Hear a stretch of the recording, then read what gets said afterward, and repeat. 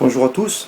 Alors, comme j'en avais parlé auparavant, je vais essayer de faire une petite exposé sur l'anarchisme, expliquer le- les origines et le concept, euh, parce que bon, c'est un mot contre lequel il y a eu tellement de propagande qu'aujourd'hui il y a beaucoup de gens qui ne savent pas du tout ce que ça représente, le mouvement que ça représente, et qui en ont peur, parce que c'est un mot qui fait peur aujourd'hui.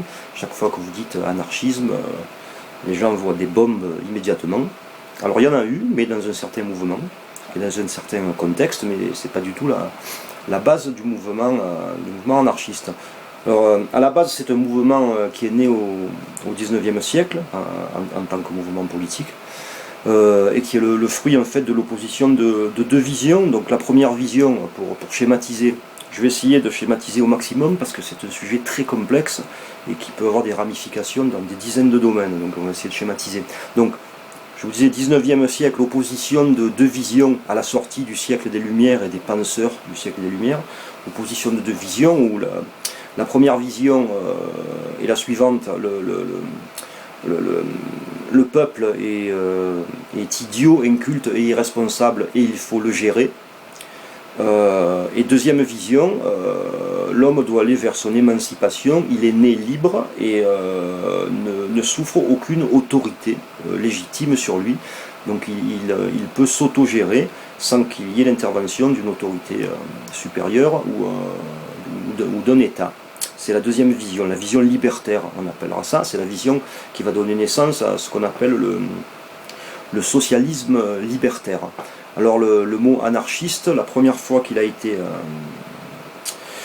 quasiment utilisé dans un contexte politique, c'est justement par le père, celui qu'on appelle le père de l'anarchisme, Pierre-Joseph Proudhon, qui est né en 1809, qui est un Français, et qui, en réponse à un journaliste qui lui demandait « Mais alors, votre vision de la société s'apparente à quoi? Comment vous la définiriez ?»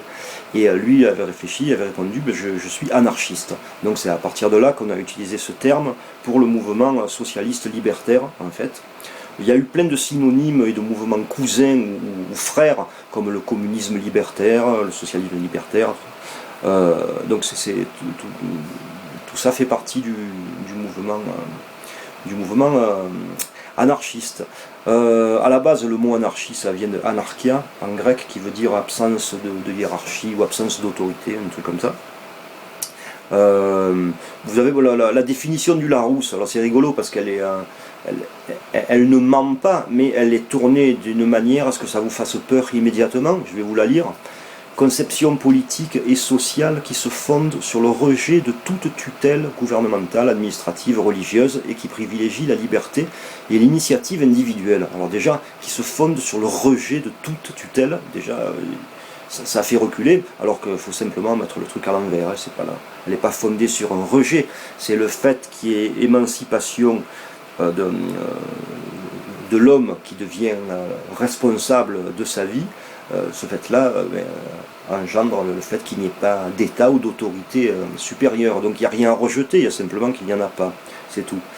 Et donc voilà. Et disons que face à l'autorité, ce qu'un anarchiste vous dirait,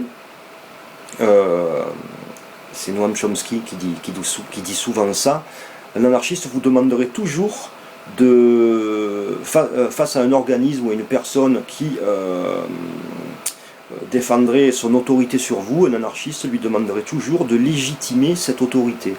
Et en fait, si vous appliquez ce petit jeu à chaque chose qui représente une autorité sur vous, vous allez vous rendre compte qu'il n'y a pas vraiment grand-chose, mis à part papa et maman quand vous êtes un petit enfant, qui n'a une autorité légitime sur vous en tant qu'être humain. Je vous donne un exemple concret qu'un anarchiste ferait. Par exemple, on va dire face à un policier. Vous avez un policier qui vous demande vos papiers ou qui vous demande quoi que ce soit. Donc l'anarchiste, pour le mettre à l'épreuve, lui dirait « Mais là, en quel honneur je vais t'obéir ?» Donc le policier répondrait « Parce que je suis un policier et je représente la loi. » Donc l'anarchiste lui dirait « Tu représentes quelle loi? La loi de qui ?»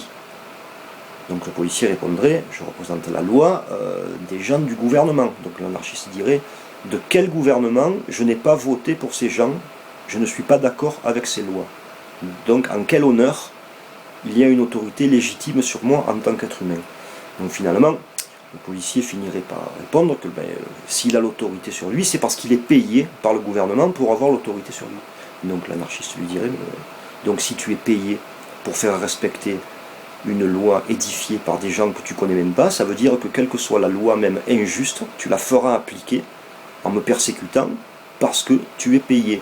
Donc vous voyez qu'avec ce système, voilà, vous pouvez essayer avec toutes les autorités, et si vous vous considérez, si et seulement si, vous vous considérez comme un homme libre, et si vous vous respectez, que vous ne vous considérez pas comme quelqu'un qui doit être soumis à d'autres personnes, vous verrez qu'il n'y a pas grand-chose qui peut légitimer l'autorité sur vous, et comme je vous disais, mis à part papa et maman quand vous êtes un petit enfant. Voilà, ça c'est pour vous donner un peu le contexte, du concept de l'idéologie. Voilà. Alors comme je vous disais, le père du mouvement anarchiste, c'est Pierre-Joseph Proudhon, qui est du 19e siècle, qui est un philosophe journaliste, qui a écrit pas mal de livres, et dans un de ses livres les plus célèbres, c'est La propriété, c'est le vol. Voilà, où dans le livre, il explique, il démontre que toute accumulation de biens, comme on l'entend aujourd'hui, se fait automatiquement au détriment d'une autre personne qui perd ses biens. Donc il assimile ça à grande échelle à du vol. Donc là, je vous ai fait un résumé, un pitch, comme dirait Ardisson, en deux phrases, mais voilà, c'est un concept. Il y a ensuite, dans les très connus, il y a un de ses disciples qui s'appelle Bakounine. Bakounine, le nom ça doit vous dire quelque chose peut-être, qui est né en 1814, qui est un révolutionnaire philosophe et à qui on doit la phrase célèbre qui a été utilisée pendant plein de révolutions, de mouvements sociaux, et qui dit la liberté des autres étant la mienne à l'infini. Voilà, ça c'est vraiment un concept anarchiste. Je développerai plus tard parce qu'il faut expliquer sur plusieurs trucs. Ensuite vous avez contemporain de Bakounine et de Proudhon aussi, Pierre Kropotkin, qui est un géographe philosophe russe aussi, qui est un peu plus jeune, qui est né en 1842, qui a écrit aussi énormément de livres, dont un qui est très très intéressant, qui s'appelle L'entraide comme facteur de l'évolution. Alors lui, Kropotkin, il a fait toute une étude en partant des animaux. C'est-à-dire il a pris des insectes, ensuite les hommes préhistoriques, ensuite les cités du Moyen-Âge, et ensuite l'homme contemporain. Il a fait toute une étude sur l'histoire de l'entraide. Et il démontre, en ayant étudié les animaux, les hommes préhistoriques, les gens du Moyen-Âge et les contemporains d'aujourd'hui, il démontre que le seul vrai facteur d'évolution, ce n'est pas la loi du plus fort comme le faux darwinisme dont on nous parle, mais c'est simplement le facteur d'entraide, c'est-à-dire toutes les espèces qui ont perduré, qui ont survécu, ce n'est pas les espèces, contrairement à ce qu'on croit, les plus agressives, les plus violentes, les plus fortes, c'est les espèces qui ont pu construire un réseau d'entraide, que ça soit chez les animaux, les insectes, que ce soit parmi les hommes préhistoriques, que ce soit pendant les cités du Moyen-Âge, avec les guildes de marchands et toutes ces associations. Et aujourd'hui, c'est encore quelque chose qui est, qui est inné chez l'homme. Il s'associe tout le temps à des gens qu'il considère comme des semblables. Alors ça, c'est très important parce que dans le concept de l'anarchisme, un des idéaux les plus puissants, c'est l'association volontaire et non pas forcée. Voilà. Parce que l'anarchisme revient tout le temps à l'homme en tant qu'être unique et libre, et donc réfléchit tout le temps sur la nature humaine et sa complexité. Donc tout à l'heure quand je vous parlais je ne sais plus si je vous l'ai dit tout à l'heure, je ne me rappelle même plus, mais enfin, dans un des aspects de l'anarchisme, point de vue de l'éducation des enfants, il y a aussi pousser l'aspiration naturelle de l'enfant et la créativité de l'homme, parce que l'homme par nature est créatif, donc il a envie de créer des choses. Et dans l'éducation pour les enfants qui auraient dans l'anarchisme, c'est simplement déceler ce qui plaît à l'enfant et qu'il trouvera lui-même, déceler et le conforter là-dedans, parce que je veux dire, on n'est jamais aussi bon que dans les choses qu'on aime faire. Donc c'est un aspect de l'anarchisme aussi par rapport à l'éducation qui est très important. Et quand je vous parlais de l'association volontaire, un homme libre de manière quasiment, c'est quasiment un réflexe. Imaginons que vous n'avez rien à faire, et qu'est-ce que vous allez faire en premier quand vous allez choisir quelque chose à faire? Quelque chose qui vous plaît. Donc naturellement, s'il n'y a pas de contraintes, bon, je connais pas beaucoup de gens qui se disent je m'ennuie, je vais choisir un truc qui me fait chier. Oui, bon, ou alors il y a un souci. Mais en fait, donc naturellement, l'homme fait des choses qui lui plaisent, et naturellement, l'homme s'associe à des gens qui lui ressemblent ou à des gens qui ont le même comportement que lui. Donc c'est un aspect naturel. C'est pour ça que l'association volontaire, ça fait partie vraiment des lignes comment dire, très importante du concept de l'anarchisme. Donc Kropotkin, dans son livre L'entraide comme facteur de l'évolution, démontre que justement ce qui a fait perdurer les espèces et les hommes face à tous les dangers, à tous les emmerdements, c'est uniquement les associations d'entraide. Donc voilà, c'est un des facteurs de l'évolution. Dans les anarchistes connus aussi, vous avez l'allemand qui est devenu américain, Rudolf Rocker, donc qui est né lui en 1873, qui était écrivain, qui est un leader anarchiste international. Alors, il donne une définition en quelques lignes, je vais vous la lire parce qu'elle est très bien écrite et ça résume beaucoup de choses. Et après on parlera d'autres personnes et puis d'exemples concrets sur ce qui s'est passé et sur ce que ça représente d'une manière concrète. Alors lui, Rudolf Rocker, je vous cite, « L'anarchisme n'est pas la solution brevetée de tous les problèmes humains, ce n'est pas le pays d'utopie d'un ordre social parfait comme on l'a si souvent appelé, puisque par principe, il rejette tout schéma et tout concept absolu. Il ne croit pas à une vérité absolue ou à des buts finaux précis du développement humain, mais à une perfectibilité illimitée des formes sociales et des conditions de vie de l'homme, qui s'efforce toujours à de plus hautes formes d'expression. On ne peut, pour cette raison, leur assigner de termes précis, ni leur fixer de buts arrêtés. Le plus grand mal de toute forme de pouvoir est justement de toujours essayer d'imposer à la riche diversité de la vie sociale des formes précises et de l'ajuster à des règles particulières. » Voilà, là vous avez un peu un résumé. Ça c'est très important parce que il ne faut absolument pas assimiler l'anarchisme à une doctrine, encore moins à un dogme. C'est une façon de penser qui ne considère rien comme acquis et qui veut tout le temps s'adapter à ce qui est le meilleur, à l'émancipation de l'homme. Voilà, ce qui est le meilleur pour la réalisation de l'homme et l'émancipation. Il est donc évident et logique que ce mouvement ait rejeté toute forme d'État et d'autorité, parce qu'il est logique que un individu ne peut pas s'émanciper et se réaliser s'il a un État ou une autorité qui l'écrase par le sommet. Voilà, c'est juste de la logique des choses. C'est pour ça que ce mouvement rejette complètement la notion d'État et d'autorité étatique. Vous avez dans les célèbres aussi notre français là, du XXe siècle qui s'appelle Daniel Guérin, qui est un théoricien du communisme libertaire, donc je vous disais un peu les synonymes.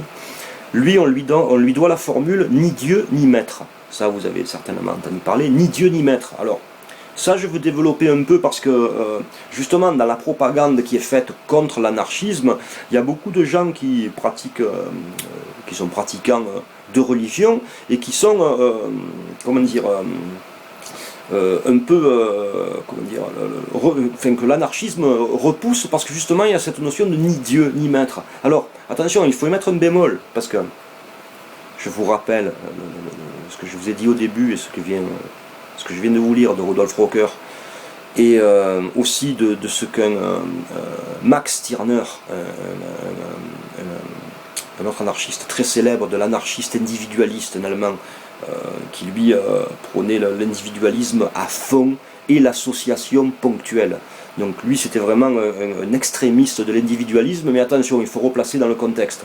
Ce sont des gens qui vivaient à une époque où l'État était très violent envers les gens, omniprésent, et l'Église était toute sauf spirituelle, hein, je veux dire. Bon, je ne vais pas vous dire que ça a changé aujourd'hui, mais bon, à l'époque, quand vous aviez l'église à dos, c'était pas rien. Donc c'est en réaction aussi que les gens étaient aussi véhéments envers l'église, comme Max Stirner. Mais pour revenir à Daniel Guérin avec ni Dieu ni maître, alors ni maître, bien entendu, ni maître, ça veut dire aucune personne dont votre travail dépend et dont votre salaire dépend. D'ailleurs pas salaire, dont votre travail dépend, ou dont votre vie dépend. Dans le sens où l'anarchiste rejetait à la base, même si aujourd'hui il faudrait s'adapter d'une autre façon, rejetait à la base le travail simplement pour un salaire.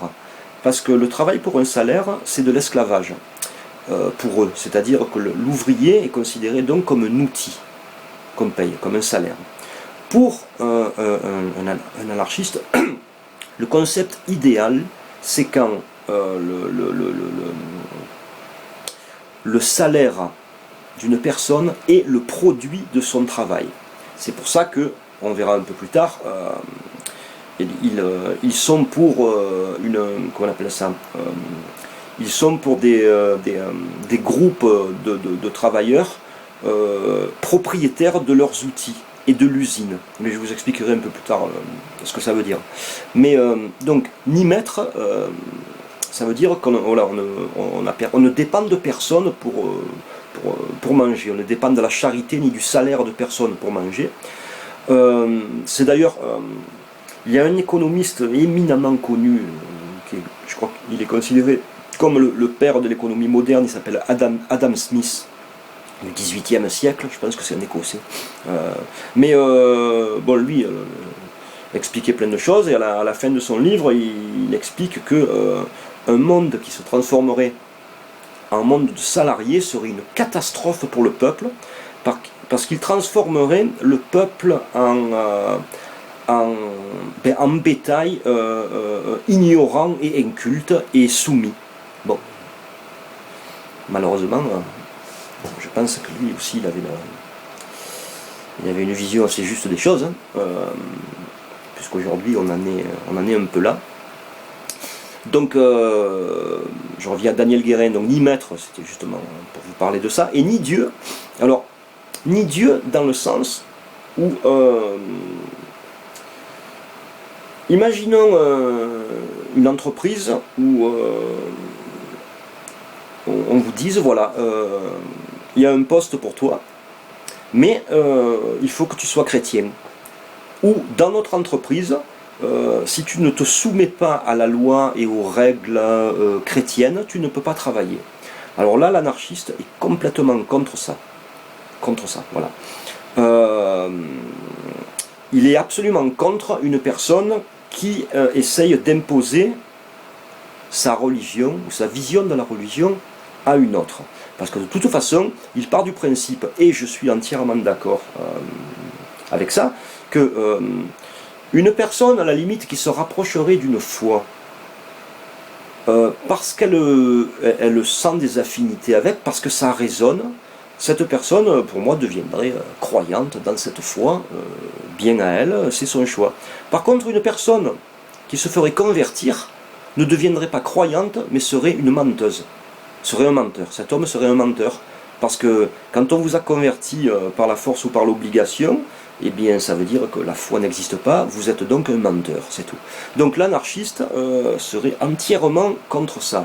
Par contre, comme je vous l'ai répété 50 fois dans les lignes que je vous ai lues auparavant, la liberté individuelle et le choix individuel étant la base, vraiment, la base la plus basique, si je puis dire, de l'anarchisme, il est bien entendu que libre à vous de faire un peu ce que vous voulez en matière de religion, de rites religieux, ou de tout ça. C'est vraiment s'il y a un mouvement et une façon de penser qui accepte toutes les formes, comme ça, c'est bien l'anarchisme.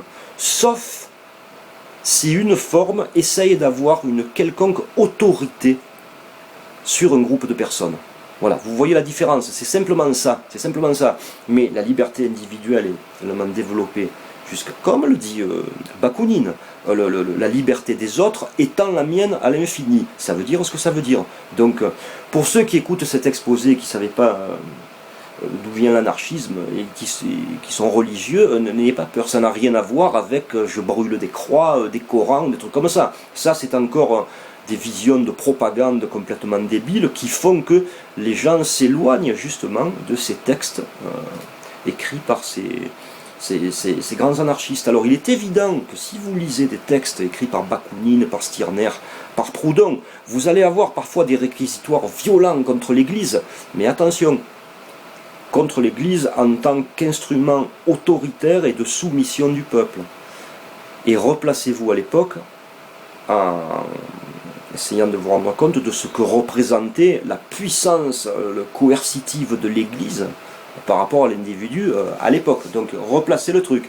Maintenant, un anarchiste étant un libertaire, c'est bien dans le mot, vous faites un peu ce que vous voulez avec votre religion, vos rites, tout ça, c'est tout. C'est vraiment tout. Donc ni Dieu ni maître, voilà, ça n'a aucun rapport avec ce qui a été tenté, ce qu'ils ont tenté depuis des décennies de nous mettre dans la tête avec je tire des coups de calibre de partout et je brûle des croix. L'anarchisme, c'est pas du tout ça. Parce que pour qu'une société, un modèle anarchiste fonctionne, il faut qu'elle soit immensément régulée, mais régulée par la volonté des gens et la responsabilité des gens, pas par un outil coercitif qui va vous punir et qui est au-dessus de vous. Donc voilà, ça c'est pour ni Dieu ni maître. Bon, dans les personnages célèbres, vous avez cet intellectuel qui pour moi est le plus grand intellectuel du XXe siècle, et qui est une personne extraordinaire, qui s'appelle Noam Chomsky, qui est né en 1928 et qui, grâce au ciel, est encore en vie et continue ses conférences à plus de 85 ans, et que le ciel lui prête encore des dizaines d'années pour qu'il continue, parce que c'est une merveille, je veux dire, écouter et lire Noam Chomsky, c'est un acte de résistance contre la pensée unique. Il est extraordinaire là-dedans, donc il a une culture, je ne vous explique pas, et en plus, il est considéré comme le Einstein de la linguistique. Donc ses travaux de linguistique sont parmi les plus importants du XXe siècle. Ça a carrément ouvert une branche de la psychologie. C'est vous dire que quand Noam Chomsky choisit un mot, c'est que c'était pas l'autre. Donc voilà, mais lui, c'est vraiment... Puis Noam Chomsky, il a... Peut-être que vous le connaissez parce qu'il est célèbre. Il est célèbre pour un acte d'il y a quelques années où ça lui correspond complètement, et c'est un acte complètement anarchiste. C'est-à-dire que Noam Chomsky est juif, de parents juifs, de grands-parents juifs, et bon, c'est un des critiques les plus violents du conflit israélo-palestinien et d'Israël notamment. Pour ça, il a déjà des couilles, parce que bon, en tant que juif, il faut y aller là-dedans. Et puis, quand il y a quelques années, Robert Faurisson, vous savez, le révisionniste, qui nie chambre à gaz, qui nie l'esclavage, il nie tout, il ne s'est rien passé nulle part. Et quand Faurisson a écrit son livre, on a demandé à Chomsky de faire la préface. Chomsky a accepté de faire la préface, une préface sur la liberté d'expression. Je ne vous explique pas le tollé que ça a fait mondialement, et notamment aux États-Unis, où Chomsky, juif des pieds à la tête, et a été traité d'antisémite, bien entendu, mais Chomsky s'est défendu de telle manière, comme d'habitude, toujours, devant des parterres de journalistes qui lui ont dit de tout. Vous imaginez bien qu'aux États-Unis, au pays de Hypac, faire un truc pareil, ouais. Mais il a dit simplement, voilà, je suis juif, mes parents sont juifs, mes grands-parents sont juifs, échappés de Russie pendant les pogroms, tout ça. Plein de gens de sa famille ont péri en Europe, bien entendu. Mais Faurisson a le droit de dire ce qu'il dit pour qu'on puisse le combattre, en discuter, mais ce n'est pas parce qu'il raconte des conneries, en gros. Il dit qu'il faut l'empêcher de parler. Donc c'est Chomsky qui a décidé de faire sa préface. Il a vraiment des couilles, je veux dire. Ça, c'est vraiment un acte anarchiste dans le sens où liberté d'expression quasi totale. Ensuite, libre à toi de débattre avec lui, de te disputer, de te battre si tu as envie, mais parler, il a le droit d'écrire, de dire. Donc voilà, ça c'est Noam Chomsky, 1928, et grâce au ciel, il est encore là. Alors, je vais revenir au début du mouvement, donc, comme je vous disais, au 19e siècle, avec cette vision, et la vision donc des socialistes libertaires, donc des anarchistes, sur l'émancipation de l'homme. Donc il y a des discussions, des débats, tout ça. Et c'est à la même époque qu'il y a Karl Marx aussi. Bon, je saute plein d'étapes parce que sinon j'en ai pour 8 jours. Donc c'est à la même époque qu'il y a Karl Marx, vous connaissez Marx, le marxisme. Et alors, Marx et Bakounine ont pratiquement les mêmes idées, sauf que Marx et les sympathisants de Marx, ce qui donnera le marxisme et ce qu'on va appeler le communisme, qui est plutôt du stalinisme après, sont partisans aussi d'une émancipation du peuple, d'une prise en main de son destin par le peuple, par la collectivité, mais à la différence de Bakounine et des anarchistes, les marxistes prônent un état transitoire, c'est-à-dire pendant le temps qu'il faudra, un groupe constitué par une élite intellectuelle qui sera une forme d'État et qui surveillera et gérera l'émancipation du peuple. Et là, Bakounine, il voit le danger. Et c'est pour ça qu'il se sépare de Marx, parce que Bakounine prédit que cette sorte de régime, c'est-à-dire basé sur l'émancipation du peuple, mais un état transitoire qui va, par une élite intellectuelle, surveiller et gérer le peuple, parce que, en lisant entre les lignes, il le considère comme trop bête pour s'en sortir seul, va se terminer, Bakounine le prédit, ça risque de se terminer dans un état totalitaire, le pire qui soit. Donc, vous avez vu, après Lénine et Staline, ce qui est devenu l'URSS, en plus sous l'égide communiste. Vous voyez un peu le truc. Donc c'était la différence entre les sympathisants de Marx et de Bakounine, c'est la notion d'État. Lui, Bakounine, c'est pas d'État du tout. C'est des collectivités, des groupes de gens. Donc voilà, c'était cette vision.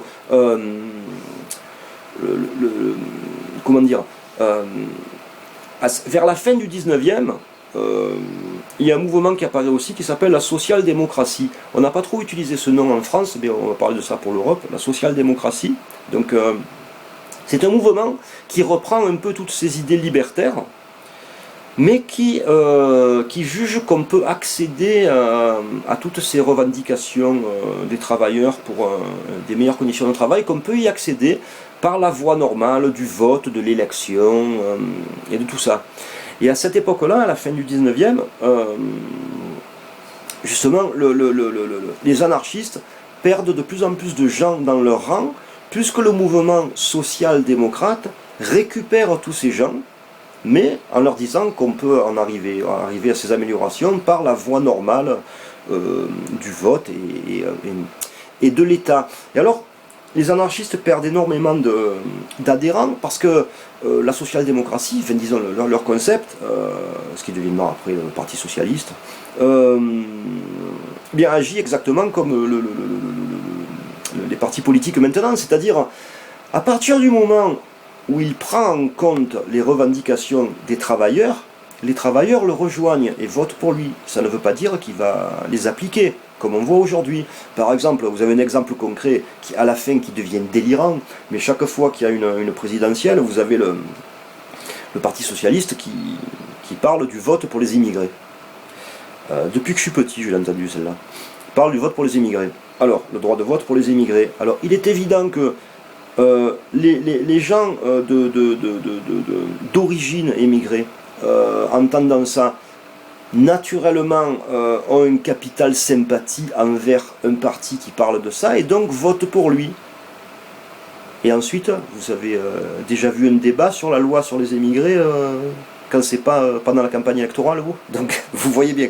Et donc, c'est ce qui se passe avec le mouvement social-démocrate à la fin du 19e, qui récupère énormément d'adhérents chez les anarchistes, parce qu'il prend en considération leurs revendications. C'est tout. Et c'est alors qu'il y a un sursaut du mouvement anarchiste, un coup de nerf, on va dire, et qui apporte la période de l'anarchisme qu'on va appeler la propagande par le fait.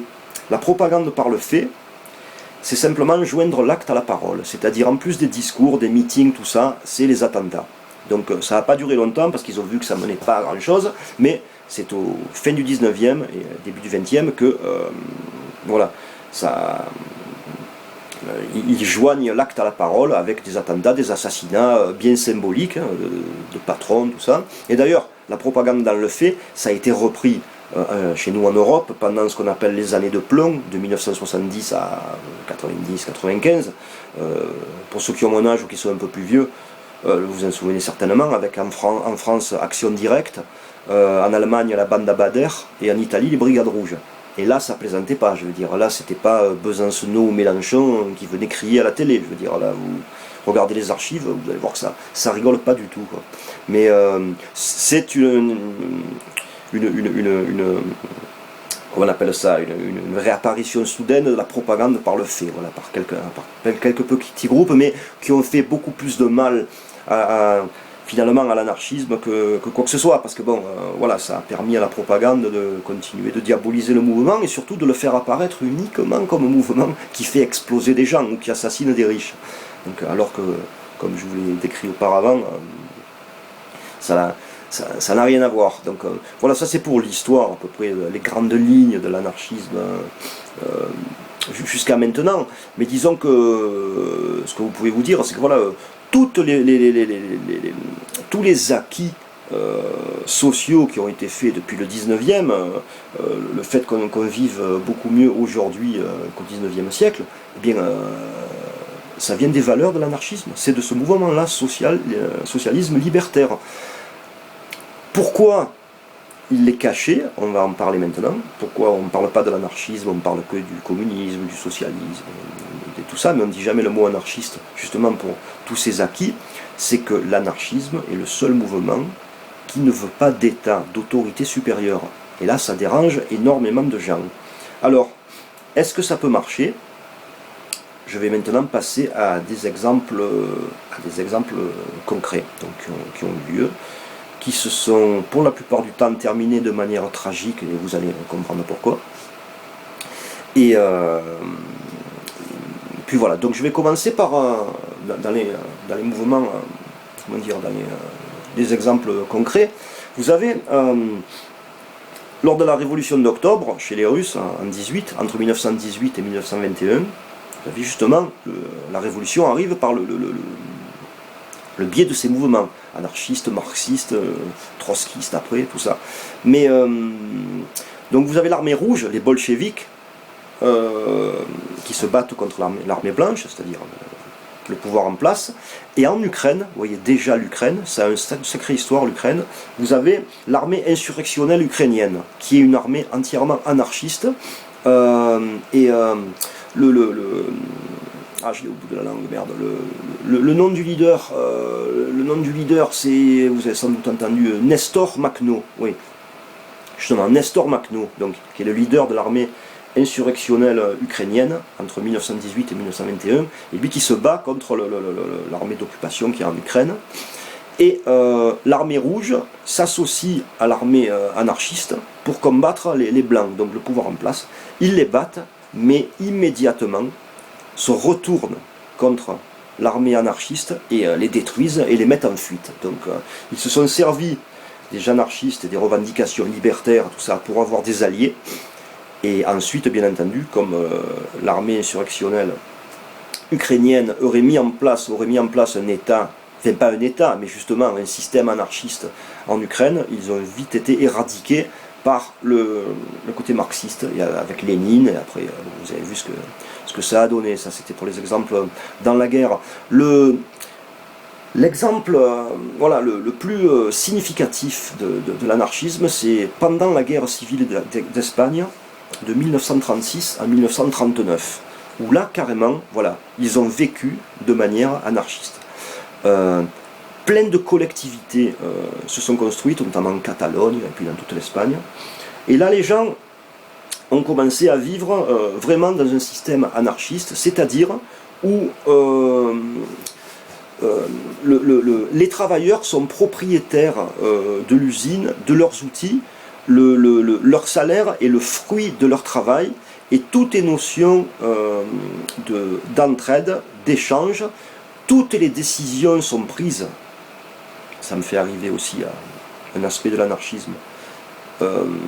Par le vote, mais en démocratie absolue. C'est-à-dire que, je vous donne un exemple, si vous avez 200 personnes dans une entreprise, en partant du balayeur à l'ingénieur, tout le monde a le vote, participe à la discussion.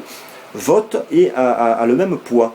Donc ça se présente comme ça. Quand c'est des entreprises beaucoup plus grosses, c'est par couche, mais toutes les couches sont traitées de la même manière et par des votes intra-couches aussi. Donc c'est vraiment un système de démocratie extrême et totale. C'est comment dire, qui est le contraire de ce qu'on nous fourgue comme démocratie, comme définition de démocratie aujourd'hui. Parce que démocratie, c'est le pouvoir pour le peuple de participer aux choses et de participer à la vie de la société, de participer aux décisions. Mais nous, le mot démocratie, on nous le fait passer simplement pour le pouvoir pour le peuple, pour désigner son maître ou son manager, ou la personne qui va le représenter en racontant des conneries. Aujourd'hui, ça devient carrément édifiant, je veux dire.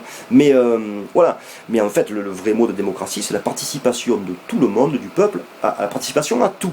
Voilà, comme un grand organe vivant. Donc de 36 à 39, en Espagne, ils vivent comme ça. Ils sont tellement dans un anarchisme presque pur que certains endroits où certains propriétaires terriens ne veulent pas travailler en coopérative, eh bien, il n'y a aucun souci. Vous avez des régions où il y a plein de coopératives et au milieu, il y a des propriétaires terriens en privé. Il travaille avec eux quand même si lui ne travaille pas de la même façon, mais il est accepté en tant que tel, parce que dans l'anarchisme de base, absolument rien ne peut être imposé. Puisque rappelez-vous que toute notion de tutelle ou d'autorité, c'est la règle première, est évincée. Donc personne ne peut vous forcer à faire quelque chose. D'où ce que je vous expliquais, le système d'association volontaire. Association volontaire, on s'associe volontairement à des personnes qui nous ressemblent. Voilà pourquoi, pour la parenthèse, aujourd'hui en France et dans le monde, tout ce qui peut être montré du doigt comme une communauté est diabolisé, non pas pour des idées de religion ou de mœurs ou d'éthique, ça c'est des conneries qu'on nous donne à bouffer pour nous le peuple, non. Si tous les gens qui aspirent à se rapprocher de leurs semblables pour se mettre en communauté sont tellement diabolisés, c'est qu'ils correspondent à un foyer de pensée autonome et différente. Et ça, pour un pouvoir en place, c'est un virus. Donc voilà.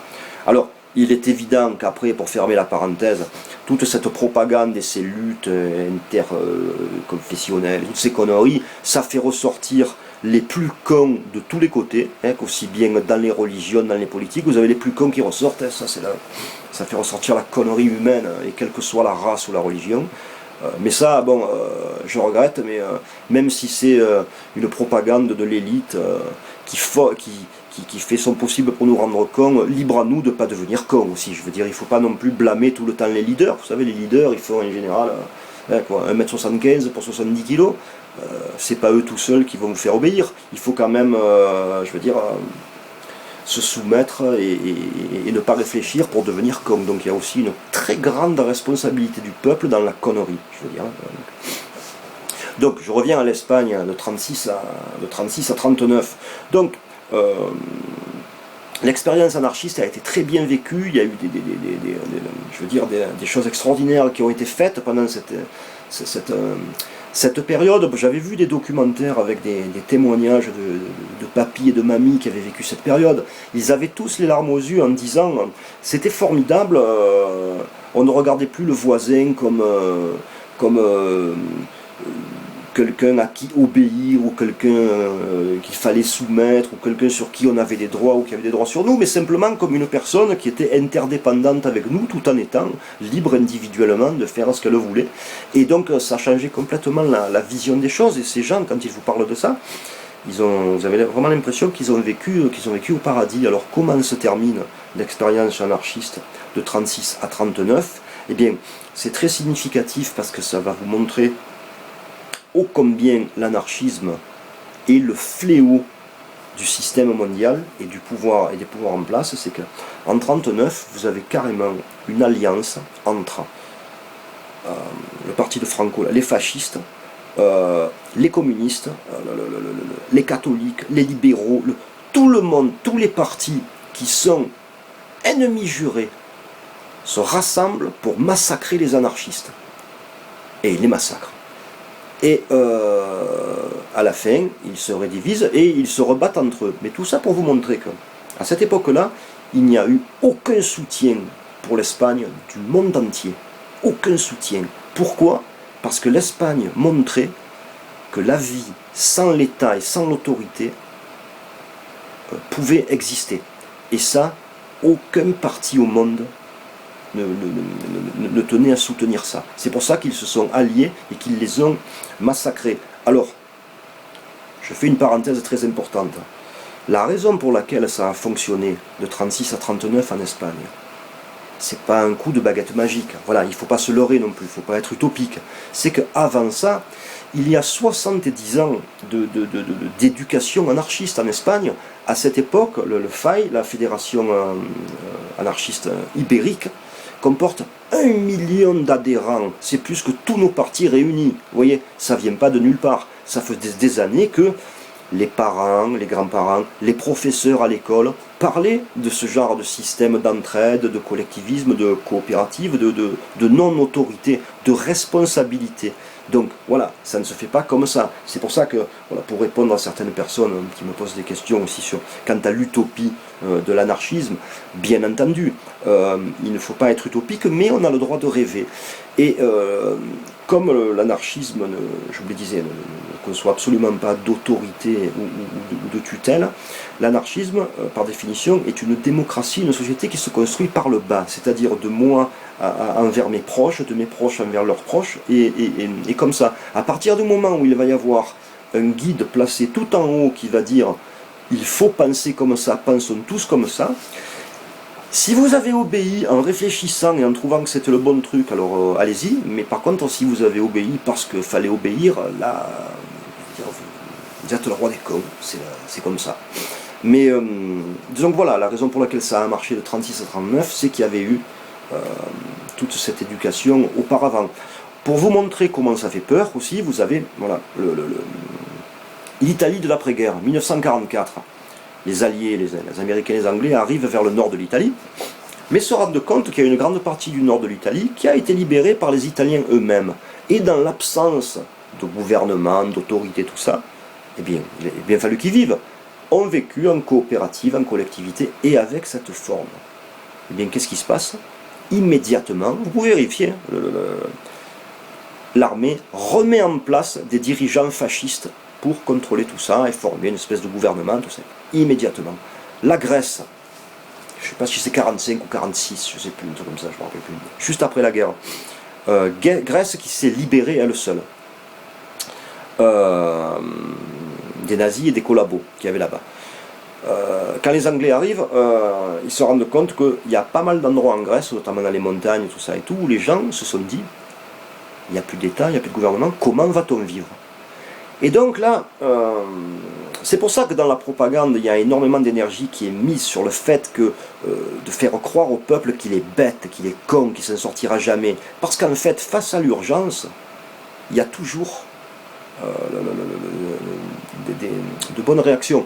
La Grèce, voilà, les gens se sont retrouvés comme ça, sans rien, il n'y a pas d'État, il n'y a rien, comment on fait? Comment on fait? Eh bien, la seule façon de vivre, qui correspond à la définition de Noam Chomsky quand il parle de l'anarchisme, il parle de truisme, c'est-à-dire de banale logique des choses. Donc ce qui se passe en Grèce, c'est ça. Ils sont face à eux-mêmes. Comment on fait? Eh bien la logique. Eh bien tiens, moi je produis ça, je t'en donne, tu bouffes, tu me donnes. Et il y a des petits groupes qui se forment et des modèles collectifs qui se forment. Et bien là, je vous le donne en mille. Winston Churchill, héros de la guerre, plus grand résistant face à Hitler, envoie presque 100 000 hommes de l'armée anglaise en Grèce.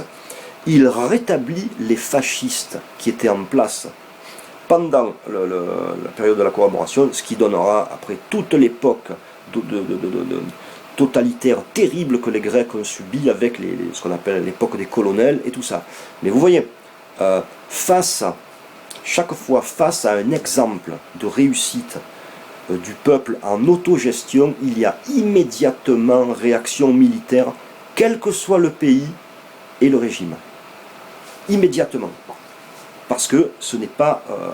c'est inadmissible pour le pouvoir en place.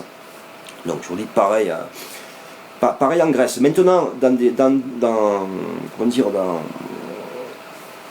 dans une autre mesure, même au siècle d'avant, au XVIIe, ou même au XIXe aux États-Unis, chaque fois que dans un endroit il y a eu un mouvement social de cette aspiration, c'est-à-dire comme aux États-Unis, je crois que c'était au Texas, où les fermiers se sont révoltés en disant mais nous on ne veut pas de représentants de l'État dans nos rangs, ils ne comprennent rien. Quoi de mieux que les fermiers entre eux pour comprendre ce dont les fermiers ont besoin et travailler. Chaque fois qu'il y a des mouvements comme ça, ils ont été arrêtés dans la violence, de partout. Je crois que c'est au XVIIe en Angleterre, quand le Parlement se dispute avec le roi, que les deux sont en guerre, qu'il y a une révolte paysanne qui dit mais on veut ni l'un ni l'autre pour gérer les paysans, on veut des paysans. Bon, ils se sont fait massacrer par milliers. Donc chaque fois qu'il y a eu des tentatives qu'on pourrait qualifier d'anarchistes, c'est-à-dire d'autogestion par la logique d'un groupe d'individus, ils se sont fait massacrer parce que c'est par définition le fléau d'un système exploité. Voilà. Cependant, il y a un cas très intéressant. C'est l'entreprise Mondragon au Pays Basque. L'entreprise Mondragon qui... je ne vais pas vous lire tout le truc, mais je vais juste vous dire ce que c'est, la corporation Mondragon. Donc, Corporation Mondragon est un groupe basque de 289 entreprises et entités en 2012, dont environ la moitié sont elles aussi des coopératives, structurées en 4 groupes, sections: la finance, l'industrie, la distribution et la connaissance, avec des aires de recherche et de formation. C'est le plus grand groupe coopératif du monde. En fait, la Corporation Mondragon, c'est un groupe qui a été formé par un vicaire en 1956. C'est pour ça que je rebondis sur ce que j'ai dit en début de vidéo. Il y a eu plein de grands groupes d'anarchistes religieux. Bien entendu, association volontaire, je vous le rappelle. Donc, entre, imaginons, des gens de sympathie chrétienne, de sympathie musulmane, de sympathie juive, tout ça, il n'y a pas de notion d'autorité ou d'obéissance forcée à quelque chose de supérieur. Ils sont chrétiens ou musulmans, tout ça, et ils sont entre eux. Ça, c'est une forme de l'anarchisme aussi. Donc, vous avez Mondragon qui est formé par un vicaire en 1956. Je crois qu'à l'époque, il fabrique des chauffages. Oui, c'est des chauffages, des poêles à fioul, je crois, des trucs comme ça. Et ces 5 étudiants qui ont l'idée de se regrouper en associés et de former une entreprise, un modèle mutualiste, on va dire, ou anarchiste. Et dont tous les employés seraient des sociaux, c'est-à-dire tous les employés sont propriétaires de l'entreprise. Dans la charte, personne ne peut être licencié. Quand le marché descend, la globalité des salaires descend proportionnellement. Quand le marché monte, les salaires remontent. Quand des gens n'ont pas d'emploi dans le groupe, de l'argent est prélevé sur le salaire de tout le monde pour financer la formation de ces gens au chômage, pour qu'ils puissent apporter plus après. Une sécurité sociale est formée par leurs fonds communs, une banque entre eux sans intérêt, tout ça, enfin tout un système comme un organisme, en fait un organisme vivant, et eux ont perduré jusqu'à aujourd'hui, ils continuent encore. Ils ont annexé plein d'autres petites coopératives. Et comme je vous disais, je ne sais plus où j'ai lu ça, c'est quand même 80 000 personnes et 289 coopératives dans le monde, Mondragon. Ils font partie des gros costauds, mais vous n'en entendrez jamais parler à la télé ou dans les médias de masse. Pourtant, c'est un exemple extraordinaire. Alors, ils ont dû faire des concessions face à plein de trucs, parce qu'étant les seuls au monde à fonctionner comme ça, vous imaginez bien les attaques ou les emmerdements sont selon le contexte. D'ailleurs, je vous donne une anecdote, ça va vous faire rire, mais dans les années 2000, ils ont contacté Moulinex en France pour les aider, pour s'associer. Et en fait, ça ne s'est pas fait parce que ce sont les syndicats de Moulinex qui ont refusé catégoriquement. Parce que Mondragon ne possédait pas de syndicat, mais c'est normal, ils sont tous sociaux dedans, il n'y a pas besoin de syndicat, ils décident tous des règles, c'est uniquement des assemblées avec, je veux dire, plusieurs assemblées qui réunissent tout le monde, quoi. Enfin, ça marche vraiment comme je vous ai expliqué pour le vote, des lois, tout ça, au sein d'une entreprise ou d'un groupe anarchiste. Donc il n'y a pas besoin de syndicat, puisque tout le monde a décidé. Mais voilà, en France, ça marchait comme ça, et certainement que s'il n'y avait plus de syndicats, il y a certains petits adjudants qui n'auraient plus bénéficié des privilèges entre les patrons et les ouvriers. Enfin, ça c'est une autre histoire.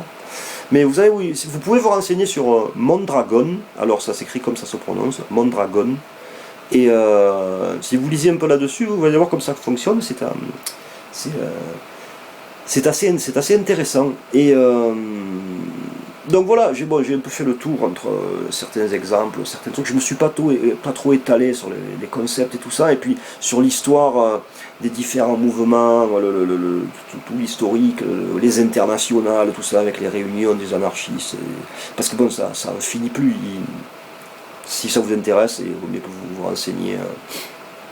Vous renseignez vous-même, mais enfin voilà, tout ça pour vous dire, pour conclure donc, alors le résumé, ce n'est pas une doctrine, c'est une façon d'envisager les choses avec l'humain en premier comme centre et comme émancipé de toute tutelle ou de toute autorité. Voilà. L'anarchiste face à une quelconque forme d'autorité représentée par un organisme ou une personne dirait « Prouve-moi la légitimité de l'autorité que tu as sur moi en tant qu'être humain. » Voilà. Ça, c'est vraiment l'émancipation de la personne à ce niveau-là. C'est la liberté totale de culte, d'expression, comment on appelle ça, oui, d'expression, voilà. C'est comment dire, l'encouragement à la créativité. C'est vraiment je vous dis, Noam Chomsky dit la banale logique des choses quand on se considère comme individu libre. Donc souvenez-vous de ça, surtout ce n'est pas une doctrine, bon, ce n'est pas des bombes, ce n'est pas la loi du plus fort, loin de là, c'est le contraire, c'est vraiment toute construction se fait par le bas. Même si c'est véhément contre la religion, ni Dieu ni maître, voilà, ça veut dire ce que je vous ai expliqué plus haut, et replacé dans le contexte religieux de l'époque, en tout cas en Europe par rapport à l'Église, tout ça. Donc c'est vraiment ce qu'il faut retenir, et ce sont des valeurs en fait qui font que vous ne pouvez pas considérer votre prochain comme quelqu'un à soumettre, ou comme quelqu'un dont il faut avoir peur. Et d'ailleurs, là, ce que je vais dire, certainement ça ferait gueuler certains anarchistes, mais quand on dit que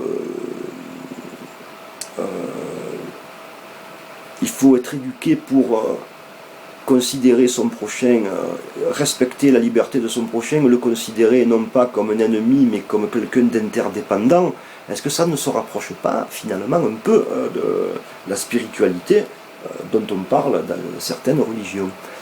Est-ce que ce n'est pas la finalité? Est-ce que finalement ce n'est pas ça, considérer l'autre comme avec respect? Donc voilà. Mais souvenez-vous de ça, je reviens au tweet du début. Ce que je décide pour moi est valable, ce que tu décides pour moi n'est pas légitime. Voilà.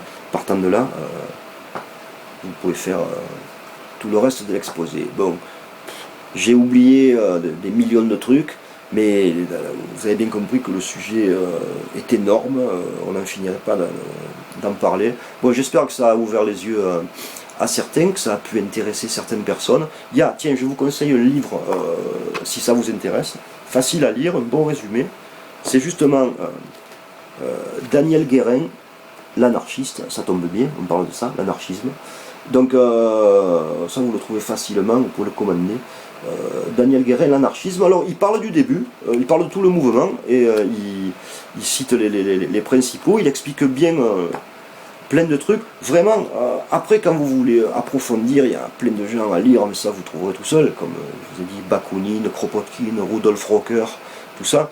Mais lui, l'anarchisme par Daniel Guérin, vraiment parfait, ça se lit tranquille, c'est pas pointu à mort, ça vous perd pas. Donc voilà, bon, j'espère que ça a été clair pour certains, que j'ai pas trop bafouillé, mais là, le sujet est assez velu. Bon, s'il y a des questions, j'essaierai d'y répondre peut-être par vidéo ou par écrit. Si c'est trop long par vidéo, parce que on verra. Bon, allez, je vous laisse tranquille. Ciao, à bientôt.